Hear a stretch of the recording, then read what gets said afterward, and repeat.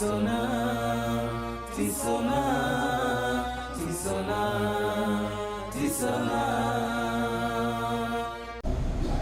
وقالوا ما هذا إلا إفك مفترى وقال الذين كفروا للحق لما جاءهم إن هذا إلا سحر مبين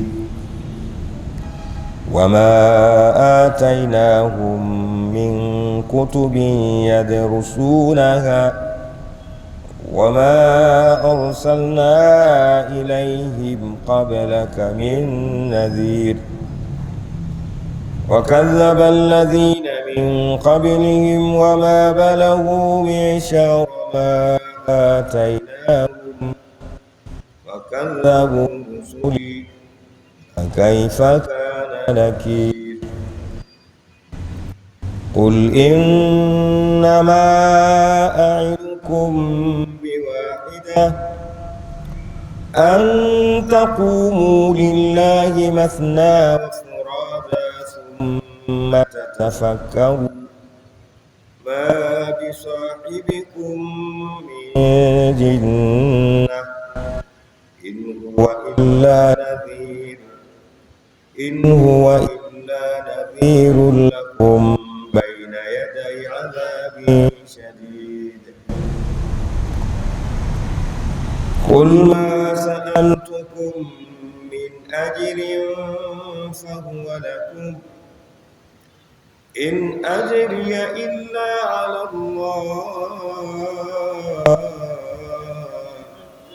وهو على كل شيء شهيد قل إن ربي يقذف بالحق علام الغيوب قل جاء الحق وما يبدئ الباطل وما يعيد قل إن ضللت فإنما أضل على نفسي وإن اهتديت فبما يوحي إلي ربي إنه سميع قريب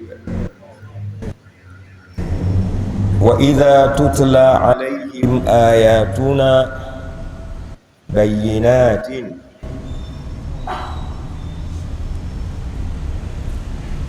ditangguhkan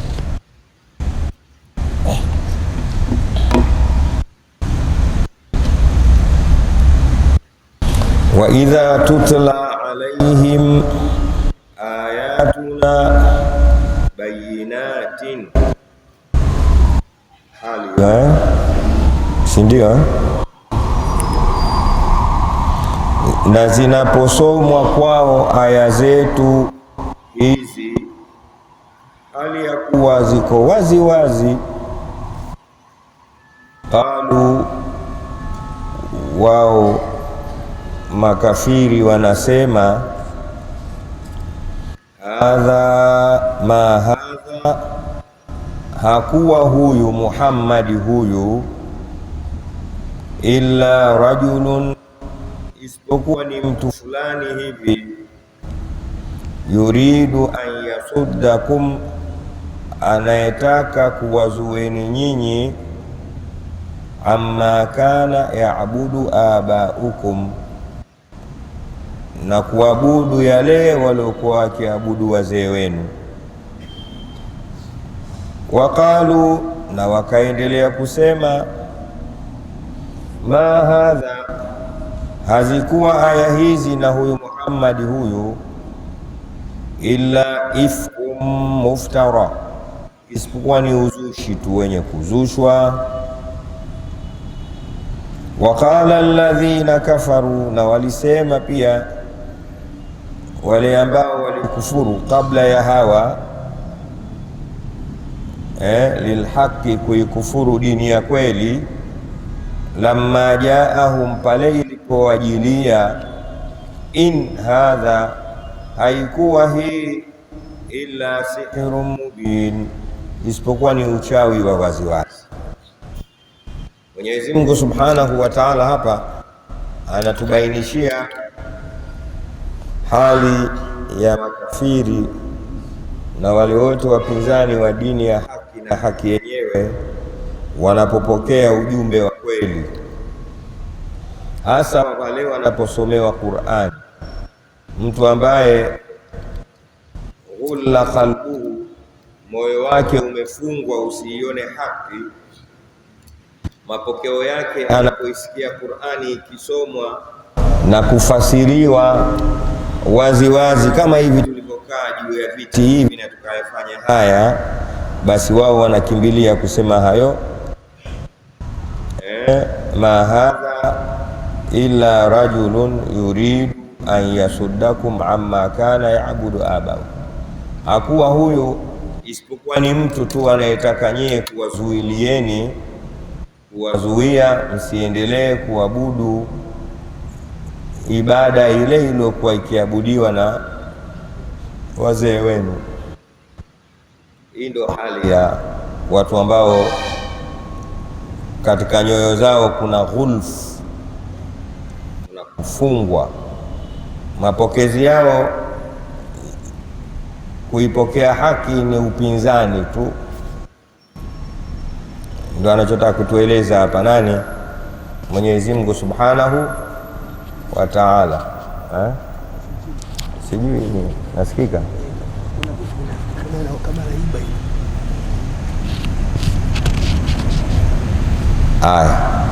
hapo poa. Sasa tunavyosoma vitu kama hivi, maana yake ujipigi picha na wewe unaipokeaje Qur'ani na yale yote yanayokusanywa na Qur'ani, mawaidha mbalimbali, madarasa yanaposomwa, ukumbusho, lakini vile vile namna unavyompokea katika nafsi yako anaofanya kazi hiyo. Kama hivi mimi nimekaa hapa, tangu naingia kule unanionaje, anakuja nani? Ndio maana yake je, huyu anakuja kutueleza haki au anakuja kutueleza uzushi? Inatakiwa wewe utizame hivyo, na inakwenda mbali zaidi mpaka wakati mwingine, hasa katika huu muda tuliokuwa nao sisi, wakati mbaya sana umefikia namna ya kujikitaria na kujichagulia wasemao haki, na saa ingine wote wanasema ashhadu an la ilaha illa Allah wa ashhadu anna Muhammadan Rasulullah. Huyu ni shekhe na huyu ni shekhe, huyu ni shekhe, lakini shetani na ibilisi kama inavyosema Qur'ani, wa yuridu shaitanu an yudillahum dalalan ba'ida, shetani anataka kuwapoteza watu upotevu wa mbali. Yani shetani siku zote hawapotezi watu kijingajinga, anawapoteza watu kwa elimu kubwa, na anakuja na mipango mingi na ujanja. Leo hii kuna watu wana shekhe wake, huyo hakubali kumsikiza shehe mwingine, na akimwona shehe mwingine huyu atakutuondoshea tuliopewa na shehe wetu na wazee wetu, tumegawanywa hivi. Sasa unaweza kusoma hizi habari ukaona kama zishapita wakati wake, na wenyewe ni hao wanaoitwa makafiri, lakini kumbe lengo lake tunaambiwa na sisi tujifunze, tutizame hii. Tumeelewana?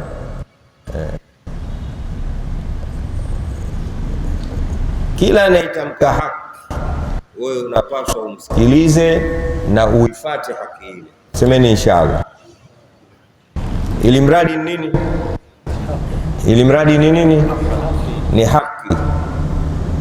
Acha sasa kuangalia mtu huyu imeteremka mpaka imefika pahala, huyu kasoma wapi huyu? Kasoma? Kusoma wapi sio tija. Kasoma nini? Kasoma nini? Na sana sana wakati mwingine kasoma kwa nani? Hiyo inaweza kumata. Undhuru ila man ta'khudhuna dinakum.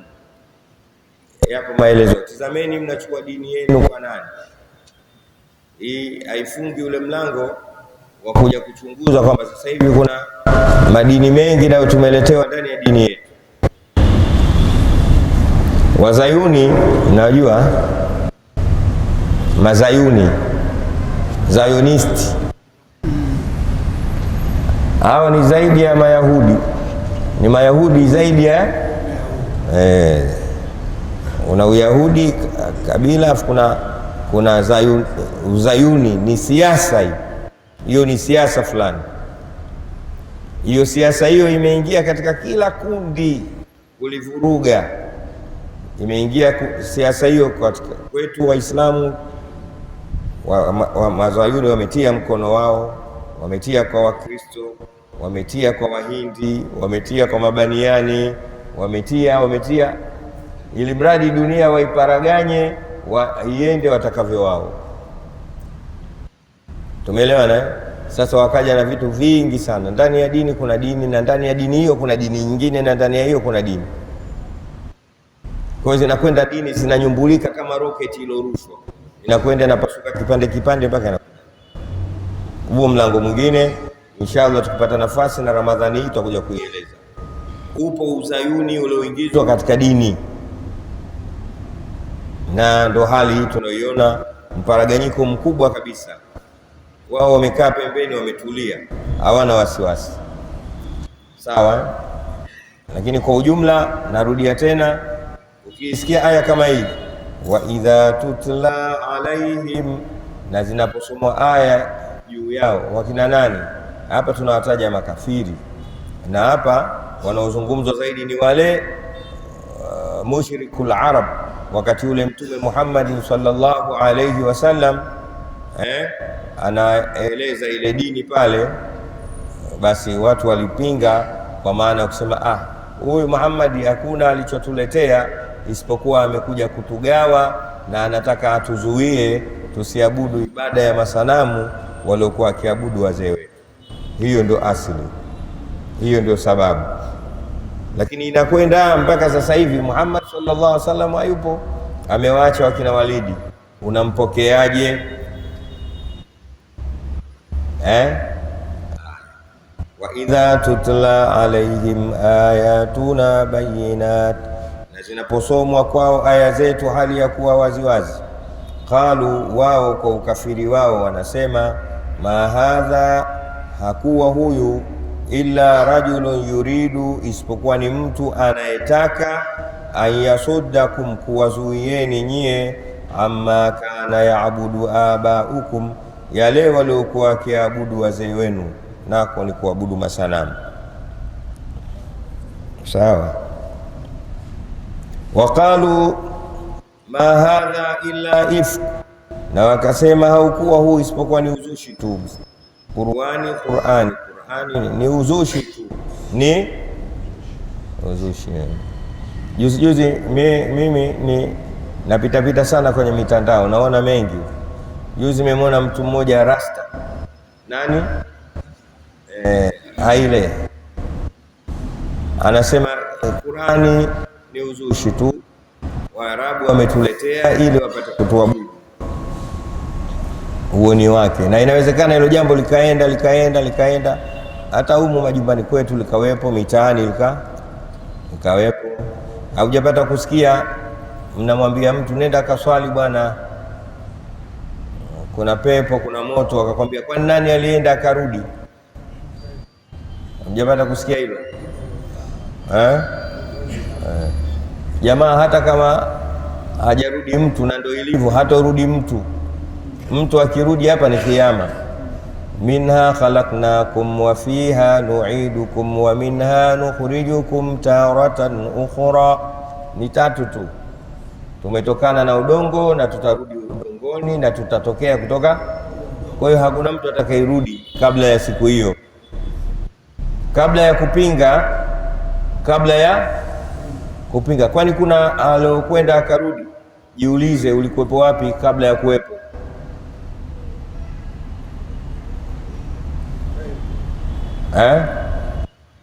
Mfano mimi mwaka 1965 sijakuwepo ulimwenguni. Nilikuwepo wapi? Wewe umezaliwa mwaka gani? 95, 94 hivi, ulikuwepo wapi? Ushajiuliza hizo moja? Hujapata jawabu, ulikuwepo wapi? Hal ata ala al-insani hinun min ad-dahri lam yakun shay'an madhkura. Twende mbele. Nabtalihi faja'alnahu sami'an basira.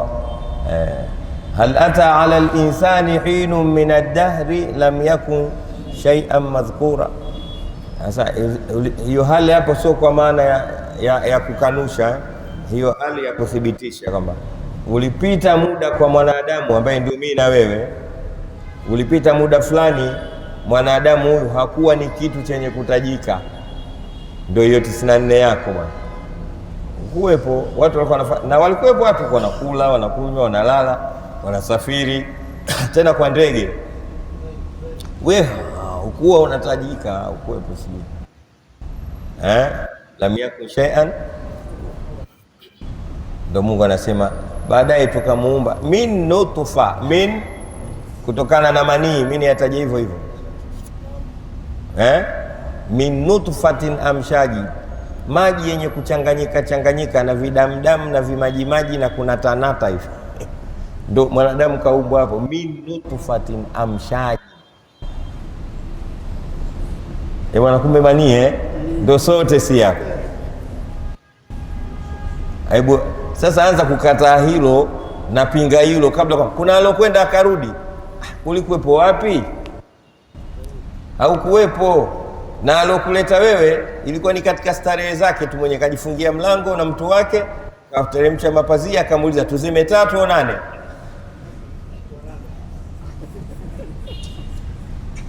Haya, wakakubaliana zima taa.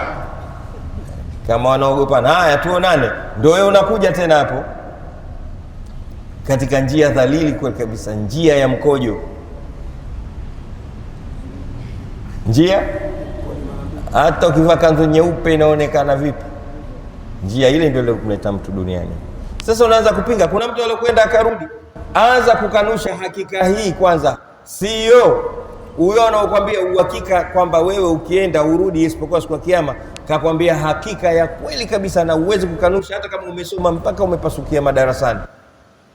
Hata profesa gani hawezi kusema hakuja mtu na manii. Hakuna, yupo. Sasa unapinga hivi vitu vyepesi tu. Kubali kwanza ukutopotoka, unaelezwa ukweli wako. Hal ata ala al-insani hinun min ad-dahr, sulipita wakati mtu akuwepo. Lam yakun Mungu sema lam yakun shay'an, haja kuwa kitu chochote tena madhkura chenye kutajwa na mtu yoyote kwamba huyu mtoto hata haukuwepo. Inna khalaqnahu min nutfatin inna khalaqnal insana min nutfatin, tumemuumba mwanadamu huyu mjeuri min nutfa, kitone kimoja tu, amshaji chenye changanyika hivi, kina chumvi kidogo, kina nini na vimajimaji. Ndio umekuja tena na mkanda wako hapa sasa hivi, umevaa koti, umekaa mbele za watu, unasema we nutfatun amshaji. Tumeelewana? Kwa hiyo tukiyasema haya, tulete sura yetu sisi tupate tujione tumekaa wapi, sawa sawa. Waqala alladhina kafaru lilhaqi, na walisema wale ambao walikufuru haki kabla ya hawa na kabla ya sisi, kabla ya wale wa Maka waliompinga Mtume sallallahu alayhi wasallam na kabla ya sisi tunaendelea kupinga sasa. pia walisema hivyo hivyo, lamma jaahum, ilipowajia haki wakati wao, walisema hivyo hivyo. Walisemaje? in hadha illa sihrun, huwa isipokuwa ni uchawi tu wa waziwazi. Yani chochote utakachosema wewe sasa hivi kuhusiana na kuipinga haki sio kipya, kisha semwa huko. Na ilifika wakati watu wakajifia, wengine walikufa kwa kuadhibiwa, wanasubiri sasa adhabu ile kubwa. Mwenyezi Mungu atuepushe nayo hiyo. Sasa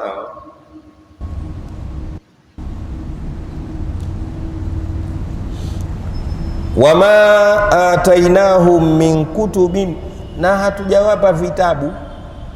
Kutub ni jamu ya kitabu wama atainahum min kutubin jamu khilla, na wala hatujawapa vitabu yadurusunaha, walivyokuwa wakivisoma wakayaona hayo. Labda tuliwaletea vitabu wasome ili waone kwamba huu ni uzushi, huu ni uchawi.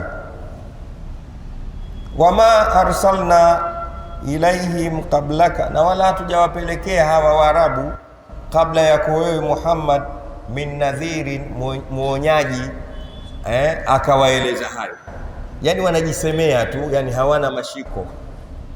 Hapa Mwenyezi Mungu anatueleza umuhimu wa unachokisema uwe na mashiko na dalili, sio unakurupuka tu ukasema. Mwenyezi Mungu sasa wanasema hayo, wamesoma pahala kwamba huu ni uzushi, au alikuja mtu akawaambia huu ni hii. Rudi kwako sasa, wewe unaopenda kusema sema, unachokisema chochote umepata kitabu ukasoma juu ya hicho, au ulipata mtu akakueleza juu ya hilo? Huu ni uwanja mpana sana ya jamaa. Tunaufunga Ramadhani ya mwaka huu tunakatazwa hapa kujisemea pasi na marejeo, reference. Usiseme tu, lazima ufanye research ya unachokisema. Umeelewa daktari? Umpate mtu at least basi umepata kumsikia. Usikurupuke tu ukasema. Na ndo hali tuliokuwa nayo sasa. Kuna mtu anapinga tu nini? Mimi mwenyewe tunavyoona. Wewe mwenyewe nani? Una kitabu umekidurusu? Unacho kitabu? Au kuna mtu katika zama soko za vitabu labda akakwambia kwa uzuri, kakaa kama hivi akakufahamisha? At least hata ukiulizwa useme mimi nimemsikia fulani, kama mara nyingi mnavyonisikia mimi huwa nikasema mara nyingi nimemsikia shekhe wangu, nimemsikia babangu, nimemsikia. Ukiuliza sasa inafanana na huyo mmoja aliyomsikia Sheikh Muhammad Ayubu. Bwana mmoja alikuwa akikaa kaamka asubuhi anawanyima watu raha, anaisifia tende tamu. Akikaa hivi kidogo hata watu wakisifu, leo nimekula kitumbua si cha kawaida. Sio kama tende bwana wewe. Habari ya tende sio mchezo. Ukikaa ukaisifu, jana bwana nilialikwa nikala keki moja, kushinda tende. Mtu mmoja akamwondolea uvivu, wewe tende umeila wapi? Sasa ameila kakaangu Omani kakaangu ndo kaila. At least naye kapata mashikwa, alimsikia kaka yake kama tende nini, afadhali. Sasa unakurupuka tu. Meeleweka vizuri? Basi na wewe tende nitamu kivipi? Hicho unachong'ang'ania. Hapa tunafundishwa umuhimu wa kusoma. Na sasa tumekuwa wavivu na jambo la kusoma, lakini tunataka kufanya mambo yanayotakiwa yafanywe na wasomi. Sisi tunataka kuyafanya, hilo ni kosa. Sheikh Jafar, umesikia vizuri? Tuwahimize watu wafanye wasome. Hatudurusu ta, Mungu ametumia yadurusura, darasa. Jamani, njooni darasani. Watu hawataki watu kusoma kabisa. Imekuwa tabu kubwa, lakini cha ajabu sote tunataka kufanya yale yanayofanywa na waliosoma. tunakutana hivi, wengine wanatokea huku, wengine wanatokea hivi, tunakutana hapa ndo pagumu hapa, sababu huku linakuja kundi kubwa ambalo halijasoma, ambalo lazima lifikie hapa, na huku linakuja kundi kubwa lililosoma linakutana hapa. Msigano wake sio mdogo, msigano unakuwa mkubwa. Msikiti mdogo kama huu unakuwa mkubwa sana, kwa sababu kila mtu anakuwa na hoja yake. Kuna mtu anakuja na hoja ya kisomi, kuna mwingine anakuja hoja ya kibubusa. Siku moja mtu mmoja aliniambia, Walidi, mbona misikitini huku siku hizi kuna fujo sana, vurugu? Mtu wenyewe mimi namjua, mstaafu wa jeshi la polisi, alikuwa mkubwa, rafiki yangu mmoja. Kwa nini? Nikamwambia sababu yake, bora nikutolee mfano, wewe utaelewa. Vipi sasa? Mfano wewe unaona umelitumikia jeshi la polisi miaka mingi mpaka umestaafu, sawa, lakini Muislamu, sawa. Sasa sisi kwa sababu wewe una jina, sisi tutakukaribisha msikitini, tupate sharafu, hata msikiti wetu ujulikane una polisi mmoja hivi. Lakini twajua hujui kuadhini wewe, hujui kupiga fataha wewe, swala huwezi kuswalisha, kutawadha kwenye bahati mbaya, twajua.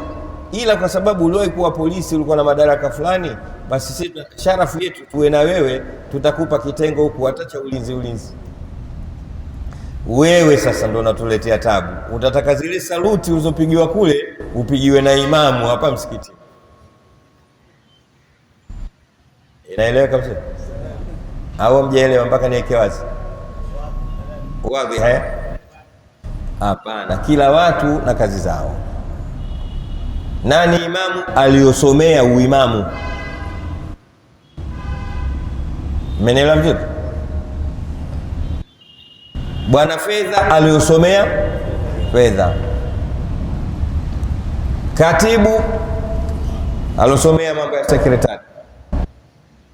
Sawa? Alafu kila mmoja afanye kazi katika eneo lake kwa lengo letu la kuendesha mbele jahazi letu. Tutafika. Unaelewa?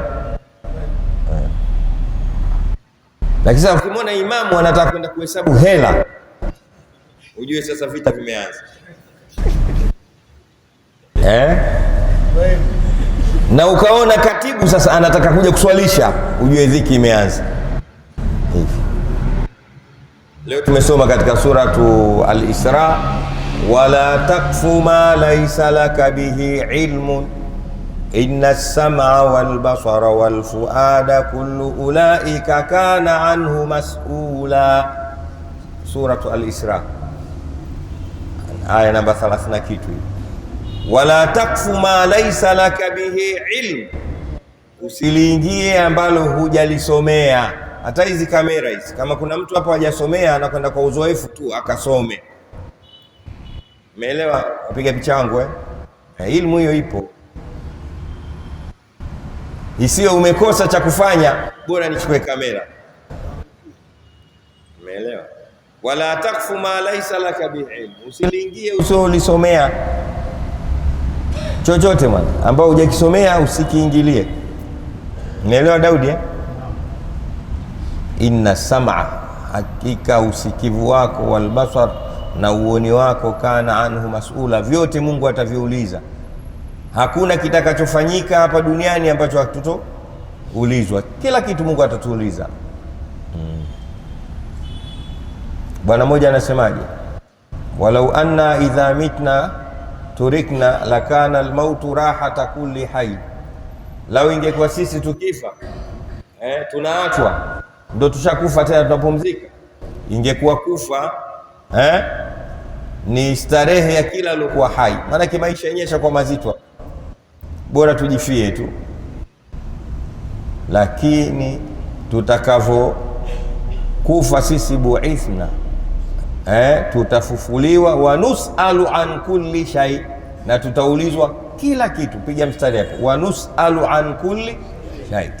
Kaanzia mbali, walau anna idha mitna turikna, lau sisi ikiwa tutakufa tutaachwa tu, ndo basi amekwisha, tushakufa kufa.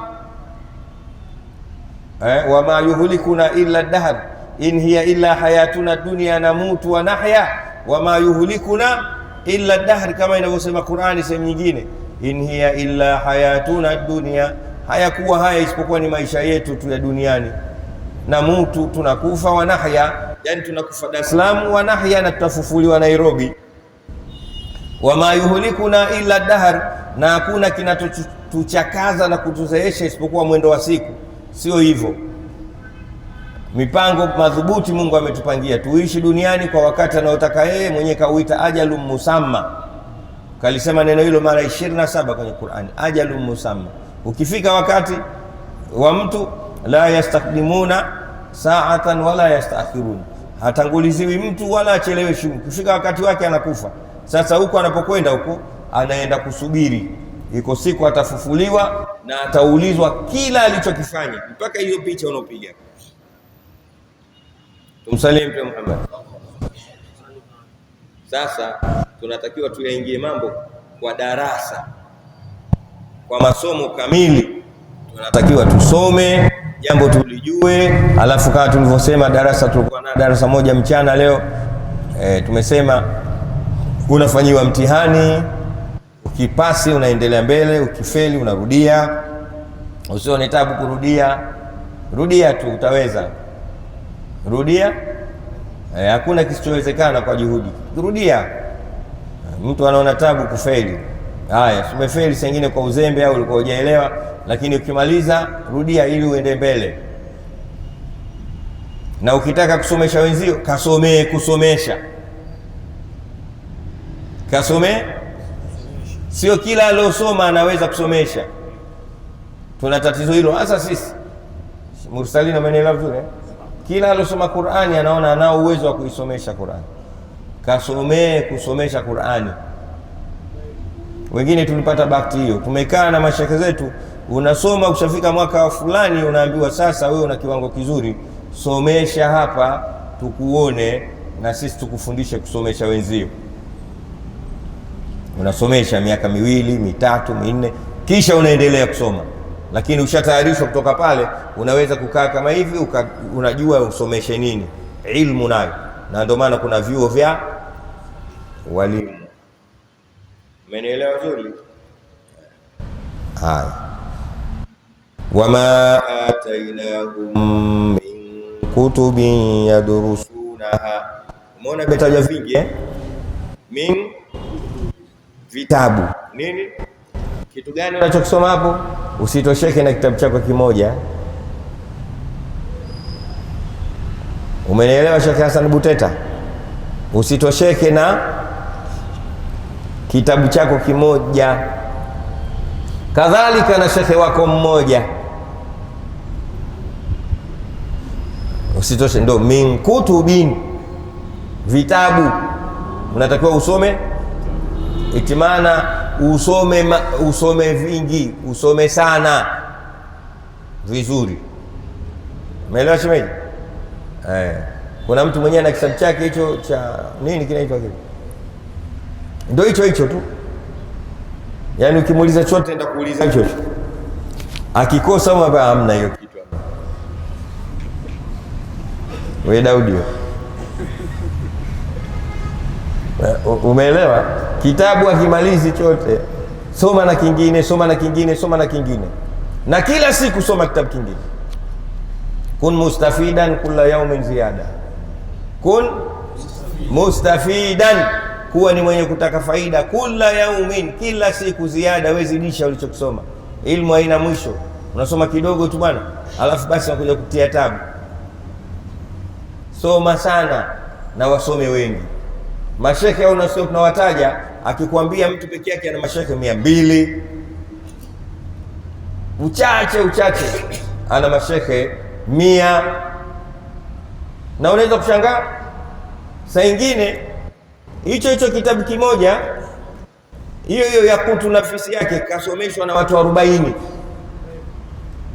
Kaisoma hapa kaimaliza vizuri, anamtafuta mwingine anamsomesha ile. Unajua maana yake nini? Ukimsoma mtu mmoja tu unasoma werevu wake na upumbavu wake. Amjui bwana. Msome mtu alafu nenda kwa mwingine kila akisomesha, hata kusomesha tu hapa, kumbe yule bwana alipiga dochi.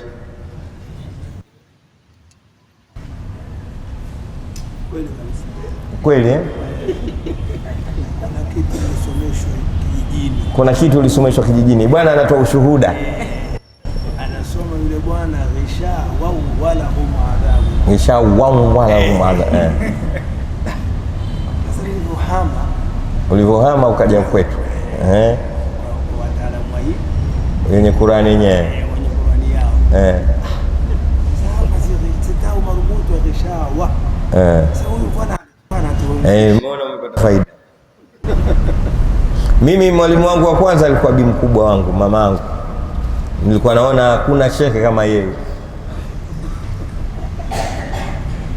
anajua kweli. Nilipofika umri fulani, mzee akanichukua akaanza kunisomesha yeye. Nikaona kumbe bi mkubwa alikuwa anatarannam tu. Mmenielewa vizuri? Nimekaa na mzee akanitoa akanipeleka Lamu. Oho, kumbe ndo hivi. Nikaja Shamsia kwa Sheikh Muhammad Ayub. Kumbe basi kadri ninavyokwenda nakuta kila ndo ilmu. Wa fawqa kulli dhi ilmin, usitosheke na mwalimu mmoja na kitabu kimoja na mtu mmoja. Soma watu wengi, chukua afkari za watu wengi. Mtume Muhammad sallallahu alaihi wasallam anatueleza mwanachuoni nani, anasema alimun nasi man yajmau ilma nasi ila ilmihi. Mwanachuoni katika watu ni yule anayezikusanya elimu za watu mbalimbali anatia katika elimu yake. Umeelewa? Wengine wakasema hivi, man wa'a tarikhan afadha a'maran ila umrihi, mwenye kuwasoma watu na tarehe zao na kalenda zao watu mbalimbali anaongeza nyumri nyingi katika umri wake yeye. Nyumri inajulikana yani anaongeza miaka mingi ya watu wengi katika umri wake yeye. Kama yeye alikuwa na ameandikiwa kwa miaka 40, lakini kamsoma yule miaka 40 na huyu miaka 40, kwa hiyo zote hizo ukichanganya atakuwa na miaka mingapi yeye? A'maran, ana nyumri. Mwenyezi Mungu akijalie na sisi. Hayo yote tumefundishwa sisi Waislamu wenye jambo letu la elimu. Sawa? Lakini leo bahati mbaya kuna baadhi ya mashehe wanawakataza watu wasiende kwa mashehe wengine. Na akimkuta akimkuta kwa shehe mwingine anamwambia mambo yote, mimi nachukua elimu yangu, na wanakutishia nachukua alifu yangu, na si wachawi wanachukua. Unajikuta una kitu. Mimi najua labda ukitoroka, lakini kama unaomba ruksa, mtu aliyotulea sisi alikuwa akitoa anasomesha fana kutoa, nenda mkasome kule, nendeni mkasome. Na tulivyorudi tukamsomesha. Babangu mimi nilivyorudi, mwanafunzi wangu wa kwanza, babangu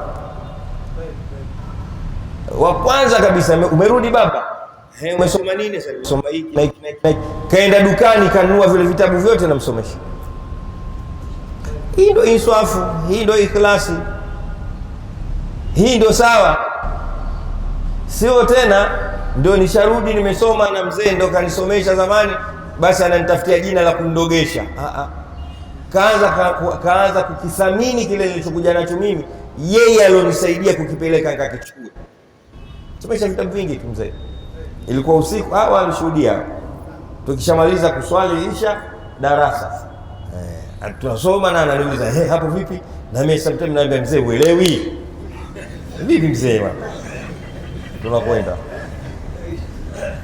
vitabu vingi tumemaliza. Hivi ndio inavyotakiwa, ndio ikhlasi.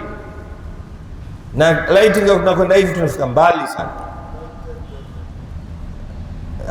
Kingine sasa, kuna baadhi ya watu, mfano ndio kishakuwa mkubwa sasa, anaitwa shekhe wa mkoa, anaona tabu kwenda kusoma kwa mtu.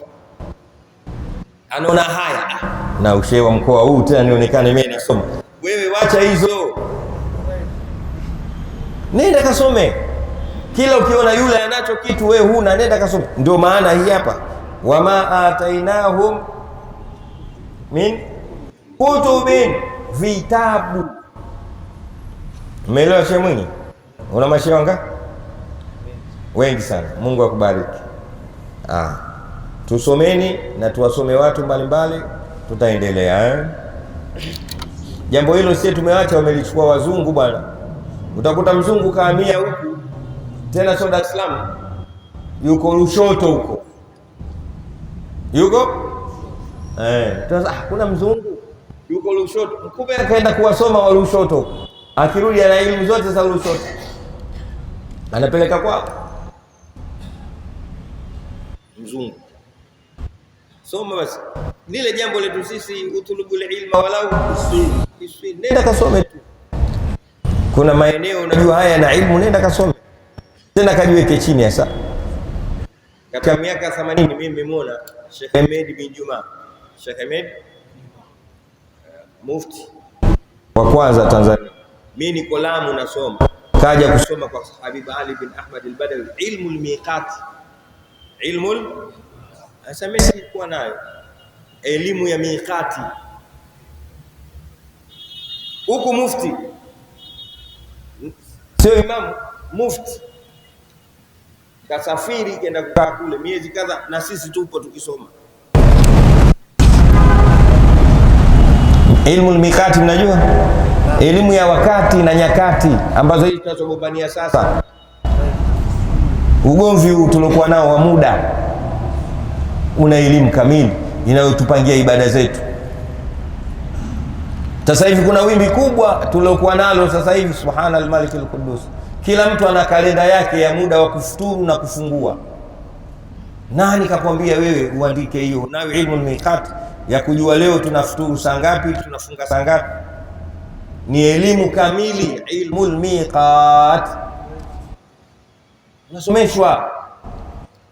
Ndio maana utachukua kalenda ya leo utasikia mwingine anakwambia utafungua saa 12:15, mwingine saa 12, saa 1 so dakika 5, sababu kila mmoja sasa kijogo.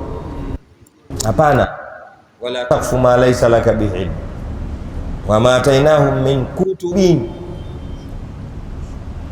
Tumeelewana? Na yasema hayo yote kwa sababu tumewaachia watu wengine, sisi wenye mambo yetu tumeacha. Sawa sana kile kisa cha Imam Abu Hanifa aliyokwenda kufanya umra. Alipomaliza kufanya umra kaenda kunyoa kwa kinyozi kama kawaida anavyotaka. Alipofika tu kinyozi kamgeuza kibla, akamwambia wewe geukia kibla. Yani anaogeuzwa Imam Abu Hanifa, Imamul A'zam. Hajui kama wewe ni bwana mkubwa wa elimu. Kinyozi kama mimi nenda pale kwa Bitego, elekea kibla, nataka kunyoa sasa, elekea kibla. Yule bwana akapata tabu kwa sababu mtu wa ilmu, akaelekea kibla. Sijiweka hivi mikono yako, kamsumbua sana.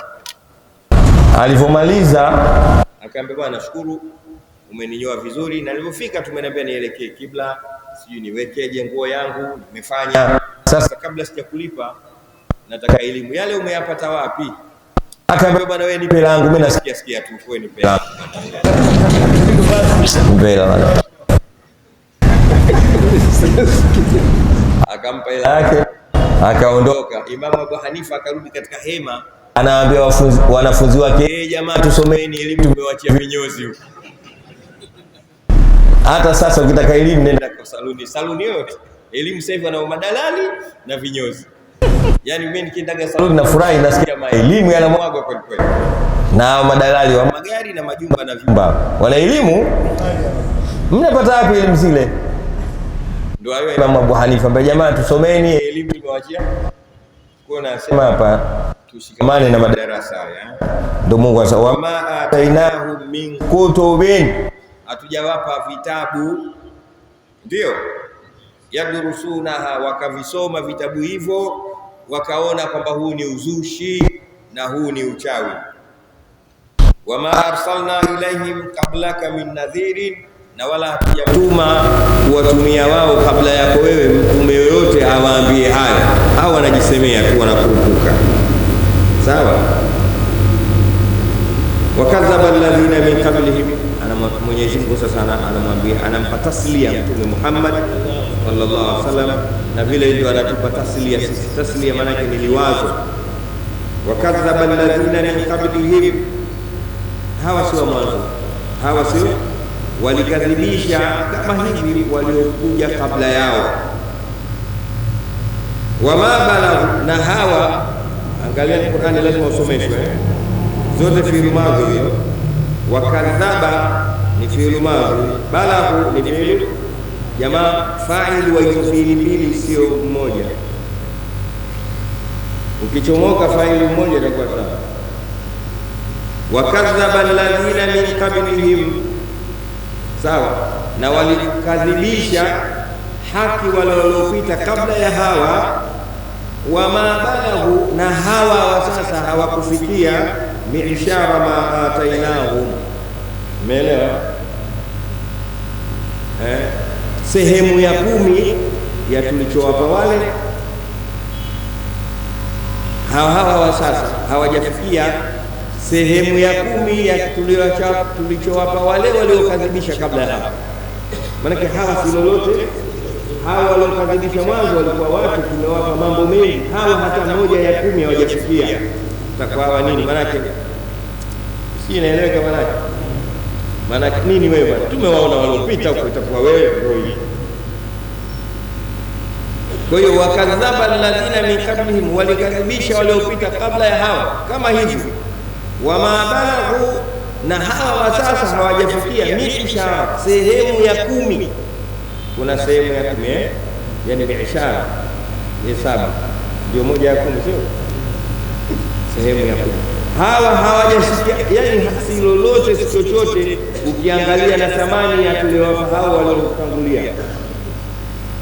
Umeelewa? Wakadhabu rusuli, hao tuliowapa makubwa walikadhibisha mitume yetu, wakafanya watakavyo. Fakaifa kana nakiri, ukuwepo, lakini adhabu yangu ilikuwaje? Kwanza niliwaadhibu kwa kweli hao waliokuwa nimewapa kila kitu, waliokadhibisha, adhabu yangu ilikuwa kali. Fakaifa kana nakiri, itakuwa nyie. Hii maana yake inaitwa nini? Hii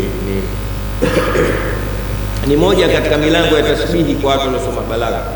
Tashbihu dhimni, tashbihi yani kufananisha kunapokuja tofauti na zile adati tashbihi. Mushabbahu na mushabbahu bihi na wajhu shabah, unafananizi wa jambo kwa maelezo ya kijumla, sawa. Mathalan, mtu anataka kupigana na wewe, mtu tena anakuja andika mimi wewe nini, wewe ni babaishi mimi, tanizingua mimi leo, utanitambua na kuchapa vitu hapa sasa hivi, anakukimbia mkwala. Wewe unaambia wewe bwana, nimempiga Mwediani mimi, umeelewa? Sasa hiyo utakuwa wewe unajaza wewe mwenyewe, nimempiga Mandonga mimi, wewe sasa wewe hapa Mandonga kachezea. Sasa mimi tena kukunja huko, mnanielewa vizuri? Ndio hii hapa. Wakadhaba alladhina min qabl, walikadhibisha waliopita kabla yao. Hawa wa sasa wa mabalaghu isha, hawa kufidia hata sehemu ya 10 ya tulivyowapa wale kule. Hawa nafanya si watoto wadogo tu. Sasa wale wakadhaba rusuli, waliwakadhibisha mitume yangu. Fakaifa kana nakiri, niliwaadhibu kweli kweli. Itakuwa nyinyi vitoto. Ndio maana yake. Kwa hiyo tujipange, Mwenyezi Mungu atukinge na hapa. Leo tunatosha inshallah. Sije tukasema sana. Darasa yetu ni kama uradi tu, sawa. Safari tunapenda tuwe tunapata maswali angalau 3 baada ya darasa.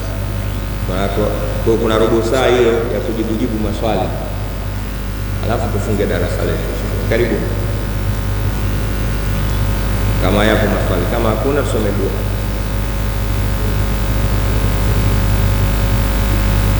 Amna basi. Rabbana anfa'na bima 'allamtana wa bi'allimna alladhi yanfa'una رب فاتنا وفاتي أهلنا وقرابات لنا في ديننا ما أهل الكتر موسى والنصر. رب وافقنا ووافقكم لما تقتضي قولا وفعلا كرما وارزق كل حلالا دائما وأحلا أنبياء علما نحظى بالخير ونكفى كل شر. ربنا أصلح لنا كل الذنوب وأجرنا من رضاك العيوب واقض عنا ربنا كل الديون قبل أن تأتينا رسل المنون واغفر استر حتى ترى من ستر. وصلاة الله تحت المصطفى من إلى الحق دعانا والوفاء بالكتاب فيه للناس الشفاء وعلى الآل الكرام شرفاء وعلى صحبه وصحبه الكرام آله سريا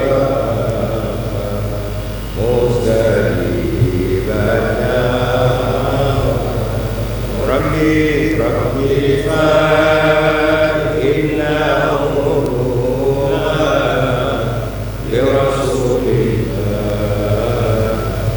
واحلل لنا المشكلات